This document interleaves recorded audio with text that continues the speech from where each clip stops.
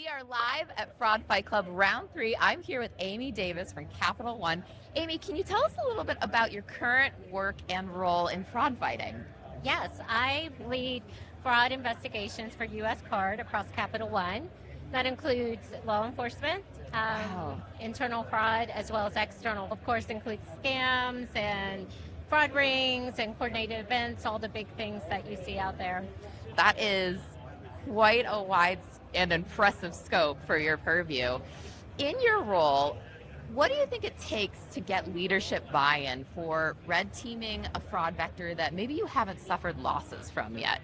Yeah, I think there are two things when it comes to red teaming. One is examiners expect you to be testing your controls and your processes. Yes. And so when they come in, they actually want to see evidence that you are pressure testing your own defenses. So with that, it's a good articulation of why we should be proactive. Yes. And we work with several different teams. We work across, not only my card organization, but with bank and cyber, so that we can tackle things from various angles and then work collectively to close a gap that we might identify. And then a second way that you can get your leadership and executives on board is to really find that gap and figure out, we started out with very simple use cases, like try to open a fraudulent application, right? Oh, wow. And then once we understood what the capabilities were, with both internally and with a partner that we use externally, we figured out, we could get more complex with this, and we can really prove where we think that we have opportunities and figure out where we have opportunities that we didn't know about. And so we can take that information and then either accept that gap, which we normally don't do, or we will work to improve it. And it actually enables us to do a lot more, to bring on more digital type things, because we know where the risks lie.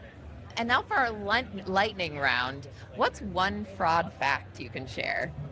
One fraud fact that I always tell people is that just like we're here meeting for Fraud Fight Club, there's an organization meeting, or lots of fraud organizations meeting and talking about, how do you do fraud? Absolutely. Maybe not in person, but certainly on the underground or in channels. What is your most frustrating fraudster or fraud problem that you've had to solve?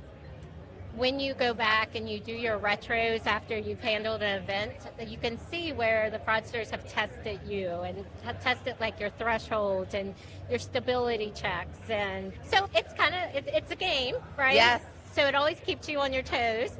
And that can be frustrating especially when you're really bringing in AI and all kind of things, and they just always seem to be one step ahead. It is, yeah. What's one belief you have about fraud or fraud fighting that you're passionate about? I have a friend that I've worked with for several years, and he says there's only 4 fraudsters in the world, and everyone else is just working for those 4 fraudsters. Oh my gosh, so, I believe it. I believe it. Well, Amy, thank you so much for your time today. Welcome. We really appreciate it. You're welcome. Thank you. Thank you.